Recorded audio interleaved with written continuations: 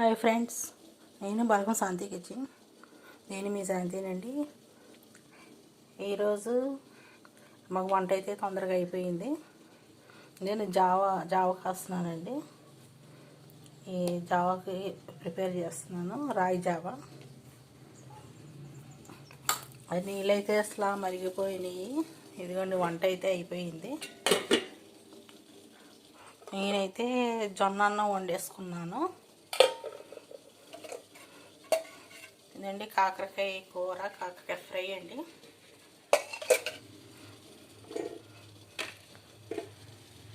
మా అబ్బాయి అయితే పిండిలో అన్ని రకాలు ఆకుకూరలన్నీ కలుపుకొని ఇది అట్లాగా వేసుకుంటాను అన్నాడు. మామూలుగా అయితే తిండు, అందుకే వాడికి ఇలా చేశాను.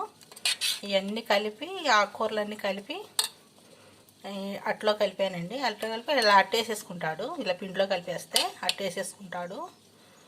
ఇలా అయితేనే వాడు తింటున్నాడు ఆకుకూరలు, లేకపోతే ఆకుకూరలు తినట్లేదు. అందుకే ఇలా చేస్తున్నాను ఈ మధ్యన. ఈరోజు తొందరగా వంట అయితే అయిపోయిందండి. నీళ్ళైతే మరిగిపోతున్నాయి. ఇదిగోండి ఎగ్ కర్రీ అండి.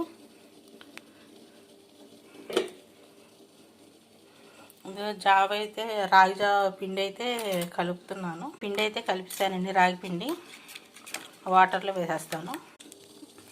మాకు ఈ రాగి జావ, జొన్న అన్నం మాత్రం ఏది ఉన్నా లేకపోయినా డైలీ మాత్రం ఈ రెండు మాత్రం ఉండాల్సిందే మాకు. జొన్న అన్నం ఈ రెండు. రాగి జావ కూడా బాగా తాగుతాడు కాబట్టి వాడు కూడా కాస్తాను.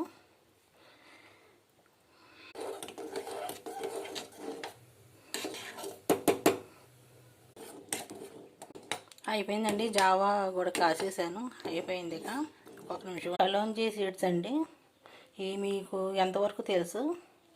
ఈ తలకి వాడతారండి, వెంట్రుకలు కొంచెం బ్లాక్ పడటానికి. నూనెలో వేసి నూనెలో కాగపెట్టి వేస్తారు. కొంచెం వేపి పొడి చేస్తారు, పొడి చేసి నూనెలో వేస్తారు. ఇది మీకు ఎంతవరకు తెలుసు అండి? చాలామందికి తెలియదు, తెలియని వాళ్ళు చెప్తున్నాను. ఇవి మీరు కూడా ట్రై చేయండి, బ్లాక్ అవుతుంది జుట్టు. అయిపోయిందండి, జావ కూడా అయిపోయింది. నాకు ఈరోజు వంట అయిపోయినట్లకే. కొంచెం తేలిగ్గా చేసేసుకుంటానండి నేను. ఎంత వంట అయినా, ఎంత పని చేసినా కొంచెం తేలిగ్గా చేసేసుకుంటాను, కొంచెం ఒంట్లో బాగాలేకపోయినా. చూడండి. బాయ్ అండి.